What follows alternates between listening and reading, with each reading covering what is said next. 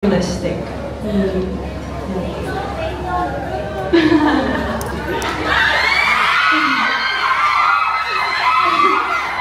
Mahal, ikwento mo na sa kanila paano. Hindi na ba? Propose na? Propose na! Charot lang. Pero... Play VTR. Decision! Ako, anywhere naman. Kahit nga sa tapat ng Thai restaurant, okay lang.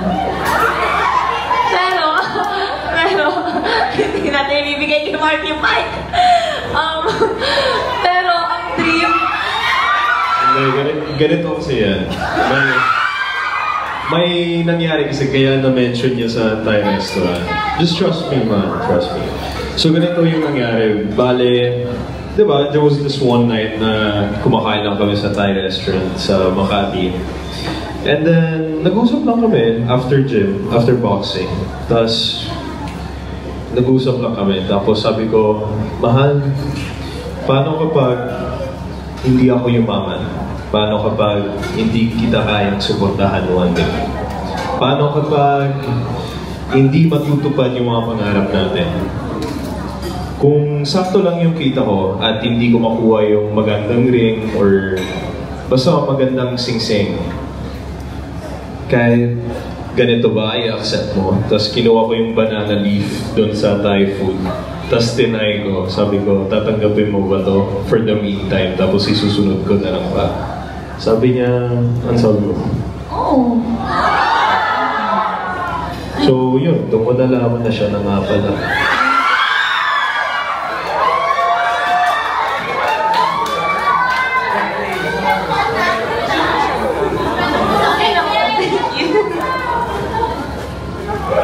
Ang hirap sundan. Hindi ako, siguro same with Haya, specific na lang.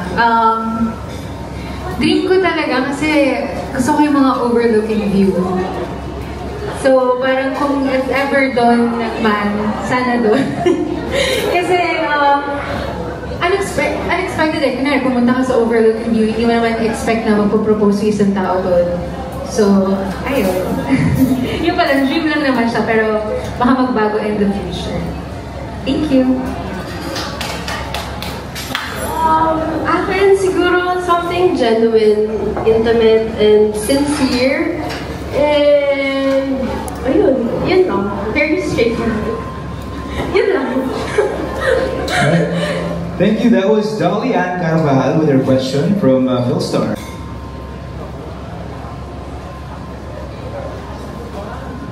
Hi guys, congratulations. So my question is for Aubrey and Dan, of course. Since alam naman natin na this is the fourth book already, di ba? And we have different timeline, ganyan. So the question is, do you believe now is the perfect time for you guys to launch?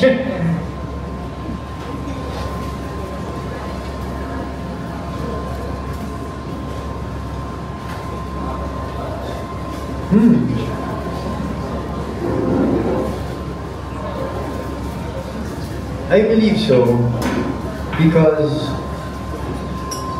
the last how many years, 3 to 4 years, have been pretty rough for me as an actor. Aubrey last 16 years, so tagal namin inantay ito. And I think this is really the perfect time because yung hunger namin to prove everybody, to prove to everyone na kaya namin gawin ito is there. And it's never gonna go away. That's all, thank you. Yeah, same. Like, I can say now this is the perfect timing. Kasi we've waited talaga for so long for this kind of opportunity. And, ayun, I mean, sa workshops, nasasabi namin, we have the same goals, that we want this. We really want this.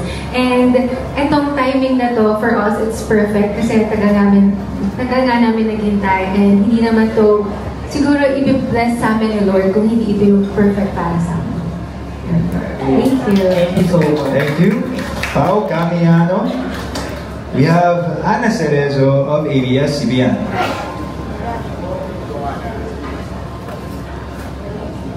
Hi! Congratulations! For the rest, i-rate mo naman itong ating mga bagong leads. Out of 10, ano ba ang kilig factor for you sa mga eksena? On-set and off-set? Daming magagalit. Ay! But, on-set muna. Sige. Since very fresh pa yung shoot namin, but we've been shooting a lot of kilig scenes, no? Hindi pa chapter 19, no? Wala pa yun. If you know, you know. Pero, ano pa, I think a good 7.5 to 8. Oh. And that's pretty high. Because ano pa yun eh, yun yung stage na cat and dog pa sila sa Ligaya House. But again, we will evolve to a 10. But hopefully, off-screen we go to an 11. Wow! But I'm happy that sila yung na-pair because, you know, they really have chemistry sa screen, no? And it's so nice to see them that they're helping each other, and that's what a good love team is. When they help each other, when they communicate, and also when nagpaparamdam sila na yung vulnerability nila, that's very important. I've been working with a lot of love teams, and I could say that, you know, this one is very strong, and I could see it. So I'm very excited na makita niyo yung episodes, no? Para makita niyo yung pagkakilig, and with also the other, Univercada. So yeah. Thank you. Ana Cerezo from ABS-CBN. Next up, we have Richard Baglikawan ng Lionheart TV. Hello, good afternoon. Ayun. Ang question na to para sa mga pairs natin. Kasi curious lang ako kung paano nag-work yung isang Gen Z love team. Kasi dami na namin nakilalang mga love teams from the past hanggang ngayon. So ngayon bilang mga launch na love teams, paano ba nag-work yung isang Gen Z love team? And paano kayo nagdodraw ng line between from real to real? Parang Gen X naman. Basta yung bago yung ngayon. Parang Gen X naman ito eh. Hindi naman Gen Z. Hindi.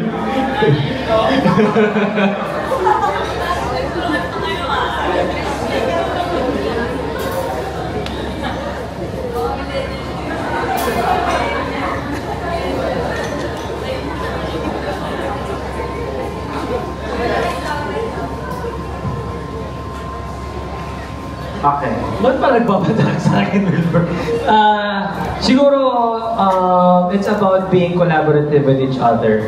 As long as being professional in terms of work, na magtrabaho, kailangan talaga collaborative kayo. Kailangan kung ano yung kailangan ng eksena, ibibigay ninyo. Kung ano yung kailangan ninyo pag nasa harap kayo ng mga tao, yun din yung ibibigay ninyo.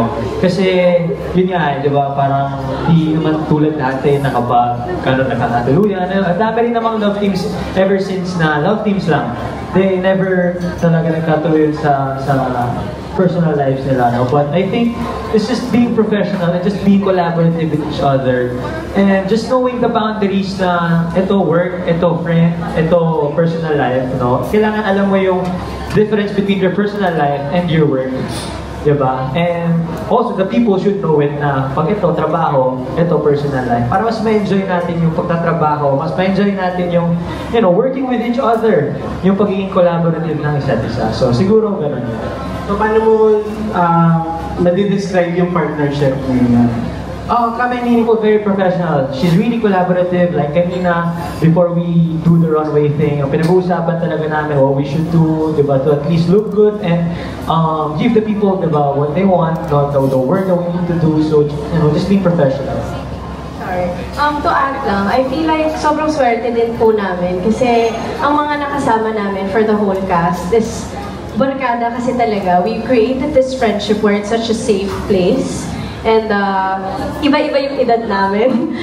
So we both share what we think would be okay on stage, or kumbaga kapag nag-acting kami or on set. it's very nice na naging magkaibigan kami and we keep that bond.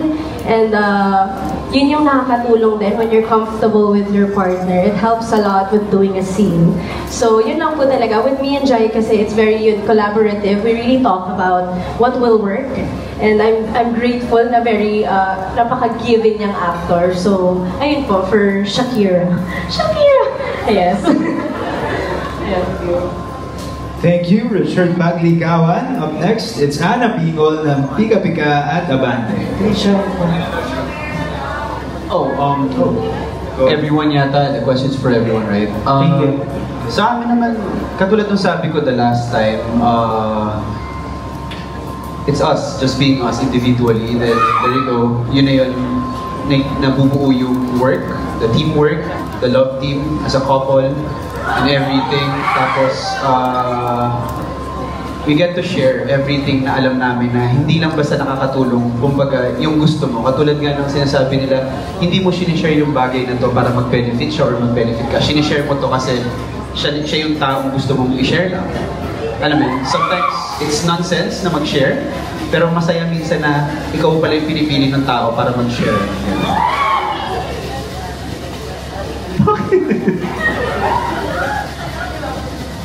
Yeah, okay naman. Nag-uusap naman kasi kami about boundaries. Also, before we did everything, nagkaroon kami ng intimacy workshop. It's for everyone naman. So that we know kung ano yung comfortable for each other and para,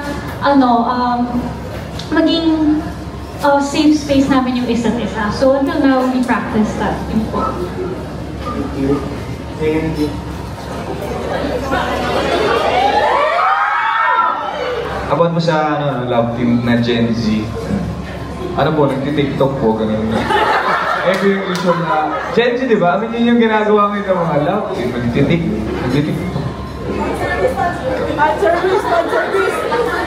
Siguro po yung paano ma-differentiate yung love teams ngayon sa dati. Yun, mas maraming ways para mag-promote ngayon kesa nung araw. And siguro, kung para sa akin ang love team ngayon, magandang bagay kasi yung mga fans mas open-minded, yung mga supporters mas open-minded. So hindi, kumbaga, they respect you, they respect your craft, they respect your work, but at the same time, they respect you with your private or your personal life and you as a person. And I think that's very nice and maganda yun na i-apply din kahit sa love teams. Kasi as long as you're being professional, you don't have to pretend, you don't have to make paasa, you don't have to, alam yun, hindi mo kailangan mag-promote lang, maging sweet for promotion because ang mas maganda yung raw eh. What you give is the real you, diba? So, as long as professional kayo, tulungan kayong dalawa, and okay naman yun. And as long as you respect also each other's boundaries. Kasi gusto natin masaya tayo sa trabaho natin, pero dapat masaya din tayo sa personal life natin.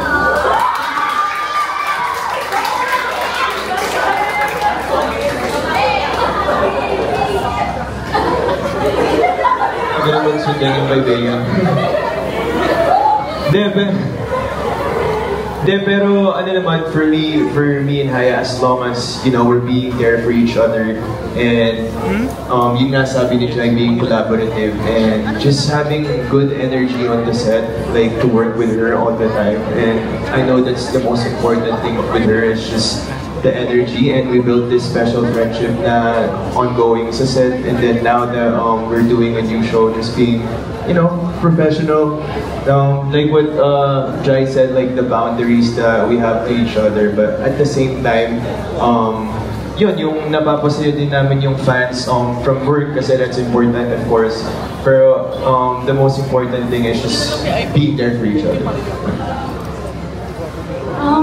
I personally feel like I have nothing to add on because I agree with everything that everyone said, but I don't know, with what Gab said,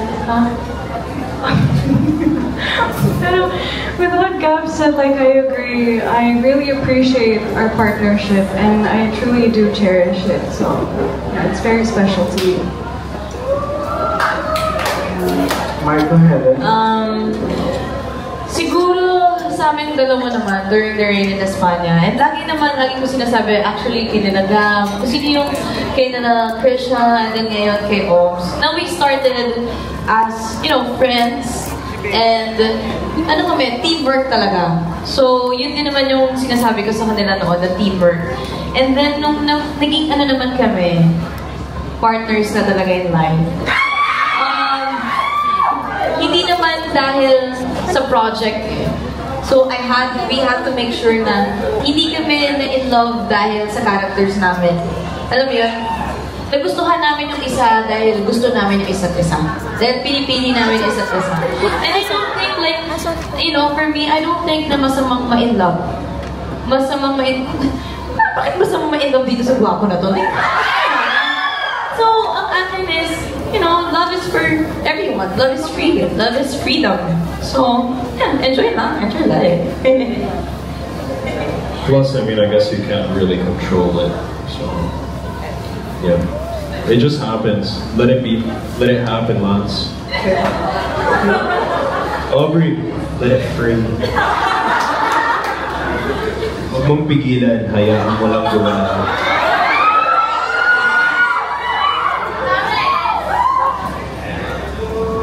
Okay, so in my case, since, like I said earlier, everything is new to me. And yung pinag-usapan namin ni Aubrey, dapat maging honest kami sa isa't isa. And ako naman personally, to make it work, to make the love team work, I think there should be genuine care for each other. Lagi yung tinatanong yung isa't isa, kamusta kayo, okay ba kayo? Kasi ako, I'm not being a gentleman to her because of the cameras, because I just want to, like, gusto ko makita ng mga tao yun. Ayoko nung ganung mindset. I'm doing these things for her kasi inaalagaan ko siya. Gusto ko siyang protektahan. Wait, can I add? Kasi siguro kami nila Trisha, nila Kaya yung nakakapita, you know, yung ng storya ninyo. Can I just add? Ano ba magsalita or not? Okay. Ano ba? Walang lalong showbiz. You know, sila sinatid si Aubrey sa bahay. Kahit madaling araw na yun or something. Kahit galing labas tayo. He really takes care of Aubrey. And nakakatuwa kasi genuine. You know, like, hindi lang dahil sa trabaho kaya yun nga sinasabi ni Lance. And si Aubrey, nakakatuwa kasi parang nakakita na siya ng partner niya. Alam mo yun? Yung safe space niya na, isipin mo, ang tagal namin kasama si Aubrey lang mag-isa.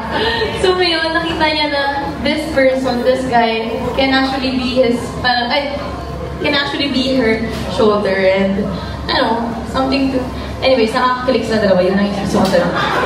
Yun lang yung ending ng sinasabi ko. They like each other. Like, they're good, you know, like, they're good for each other, they take care of each other, and nakakatuwa kasi sobrang genuine, that's it. Thank you, Alvin. I love you. For me naman, basta kami ni Lance, usapan talaga namin, clear lahat. Like, clear yung goals namin, o yung gusto namin. Kakainis. Yung thing. Clear yung goals namin, and yun nga, may mga boundaries din. And what I like about him naman kasi,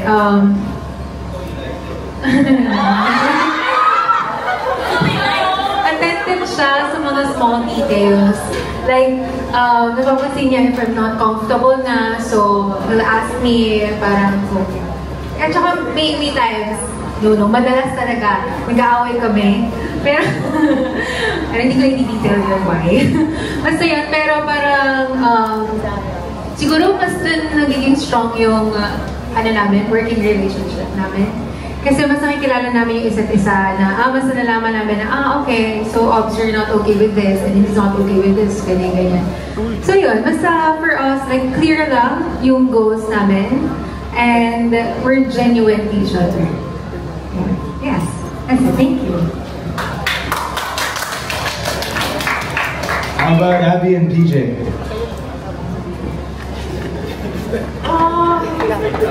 Clear ko lang po, hindi po kami love team. a lot. And ngayon lang kami nag-meet ni PJ. So... Ngayon ko lang din sila namin lahat. So, hindi namin pa alam. Pero we're learning a lot from our ates and kuyas. Yeah, thank you so much. Ayun. Parang tanda ko.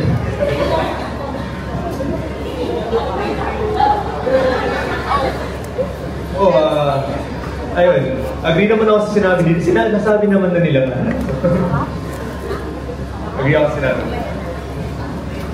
Alright, thank you, Richard Baglicawan. Up next is Ana Pingon ng Biga Biga at Abante.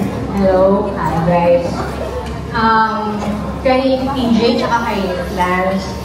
Kasi itong buong Unibarkada, kilala na namin from book 1 ng mga press cons. Pwede ba namin malaman ang showbiz journey yung dalawa? Kung paano kayo nag-end up dito sa amin of the Diamond?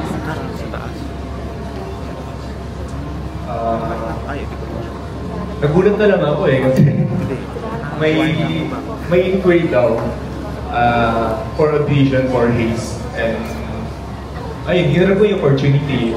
Alam ko naman yung role ko as bisexual din. Inisip ko lang, saan mabigay ko yung mabigyan ko ng hostation role. Ayun, kasi... Pero saan ka galing? I mean, nag-a-artista ka na ba before? Yes, so I'm under Viva na rin po before. Ayun, nag-appear na rin ako. Actually, nag-Viva Max din ako before, pandemic. Yeah, and ayun, I'm glad na nakaalis agad. Pinoo lang din naman siya. Wala naman nagtatagal sa ganung genre ng mga film. And I'm glad na nabitin ako ng opportunity ni Direk Gino and mga bosses natin sa Viva. So, ayun. Okay. Sila, kumusta ang showbiz journey mo? Paano ka nagsimula? Nagsimula po ako sa bahay ni Kuya. Naging ex-housemate po sa PBB dati. Then, for 5 years, I was in another network. And now, I'm really happy that I found a new family. Sila. I found my partner. And actually, it's a blessing in disguise kung paano ko nakuha itong role na to. Because being part of Viva was never really in my plans dati. Because I never thought of it. So when it was parang, I wouldn't say offered, but parang, ano ba? Sige, sabihin na natin offered na lang. Nag-audition po ako for the role. And I just made sure na kinalingan ko. And I'm really blessed and thankful sa binigay sa akin opportunity ng Viva, ni Direk, and ang mga bosses, lahat ng staff. Really grateful for them. And thank you rin po sa tiwala niyo sa akin. I won't let you guys down, I promise you that. Kay Aubrey naman. Aubrey, nakilala kita. Mahiyain ka talaga, no? Nakaka-book 4 na. So, kumusta na ngayon yung self-confidence mo? Paano nakatulong tong university series sa'yo? Napakalaki na po yung improvement ng pagdating po sa confidence po, magiging confidence. Nakatulong yung series mo sa akin, especially the cast, para mas makilala yung self ko, mas ma-experience yung mga bagay-bagay na hindi ko maisip na gagawin. You know, to party ng club, to do those kind of things, at madami pang iba. Like, I'm really grateful sa kanila. Kasi nabigyan ako ng chance to explore everything. Na sa sarili ko, like, I'm really scared po kasi. Dahil nasanay ako, I'm introvert. So nasanay ako na dito lang, dito sa comfort zone ko lang, dito lang talaga ako. But because of them, mas lumawak yun. Mas ganda, nakahelp sila na ma-boost yung self-confidence ko. At at maging kung ano ako ngayon. Like, yeah, kung masasabi ko, kung i-rate ko man yung self ko na kung gano'n ako confident, like 10 out of 10. Wow! I really want to get, and I'm really, yeah, thank you po. It's sabi ko kay Direk, like, I'm really ready for this. Wow! Yeah. So, thank you guys. Guys, palakpakan naman natin si Aubrey kasi actually we can all say na she's taking her job seriously kasi finally for the first time naka-experience siya ng plastic bag sa mukha.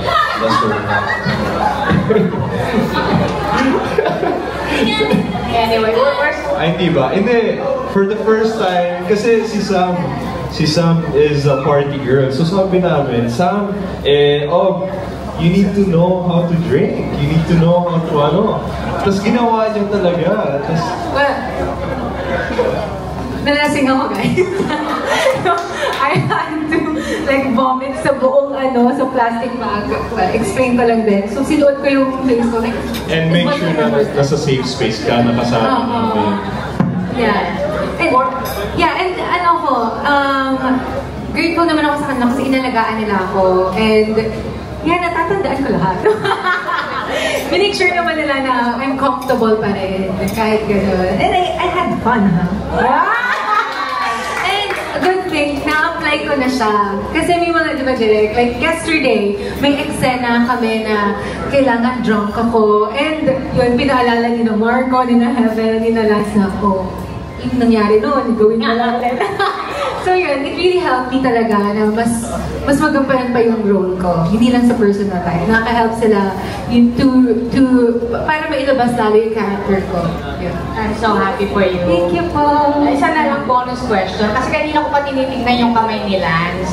Hindi dumidikit sa likod ni Aubrey. Sa book 5 kaya, pag nag-press ko ng book 5, nakadapo na kaya yan, parang kay Heaven at kay Marco. Actually, pwede naman po eh.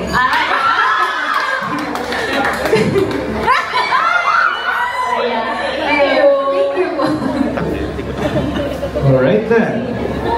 Okay, so next, it's Vito Santos, a content creator. Vito Santos. Good afternoon po sa lahat. My question po is for Direk. So, how was the process po of getting along with this big cast? And also, how faithful yung avenues of the diamond sa book? And gusto ko rin po i-ask kay Lance and kay Aubrey kung meron ba silang parang natatakot or na-pressure dahil yung kasunod or bago ito is yung Mutyanan Section E and sobrang successful. Yun. And ano na rin yung ginagawa ng proseso on the roads? Thank you. I came in after Directed. So Rain was already established and I was going in not knowing anyone. And then I met Krisha, Jerome first, and then exact same area I met the whole cast. And okay yung experience ko with them because they're very giving, they're very alive, and they're bringing me back to my younger self. And ang saya kasi collaborative kami lahat. Also, I had a movie with Heaven and Marco, and I really got to know them well. And now, see Aubrey and Lance, and we hang out. We really hang out, and that's one of the strongest things that this university series have. They have unity, and they have they really like collaborate with one another. And ang saya kasi masaya lang sila, but they know their character. They know how to work, and they also know how to play. So that's the good balance that everyone has to have. And in terms of the process now, we're just really being faithful with the book. With Safe Skies, I was also faithful, but of course, ginawa ko cinematic pa rin, diba? We of course, yung binabasa ng mga readers, it's in their head, and it's my job to execute it audio-visual. So, of course, maging bigger nga yung series in terms of visual and in terms of locations and kung saan mapupunta yung mga characters natin. But again, we always think about the audience, and that's you guys. So, Ayun, Lance, Aubrey, your turn. Thank you so much for having me. So with regards to the success of Mutyanang Section E, actually all of us are really happy for them. Kasi mas nakikilala ng Viva One, mas nag-expand na yung reach namin globally, and I think it's a really big win for Viva.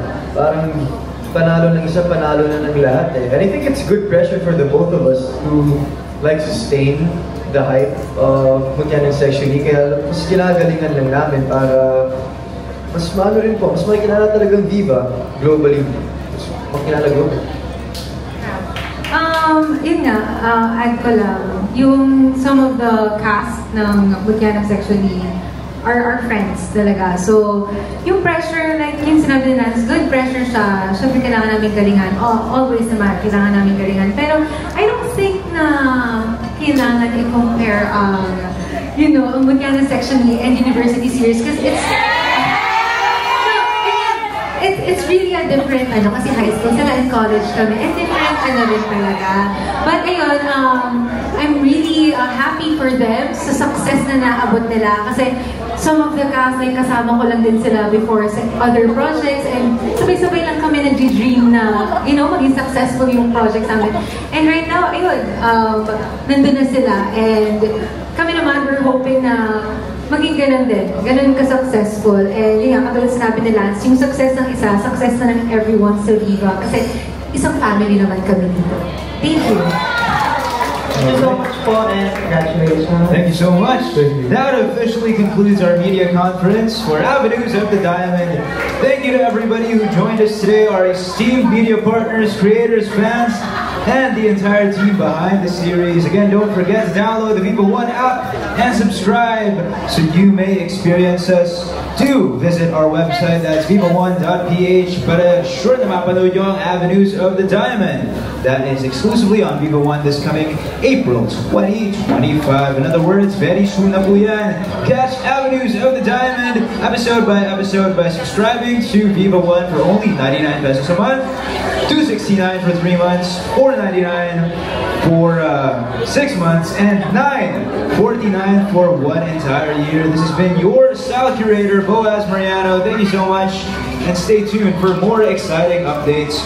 We'll see you guys very soon. Have a great rest of the day.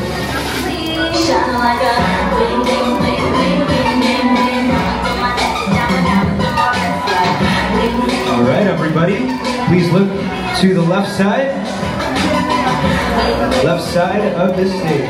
Thank you.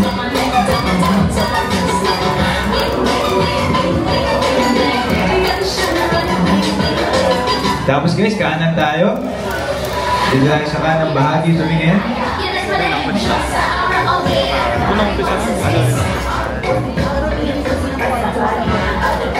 Okay, thank you so much.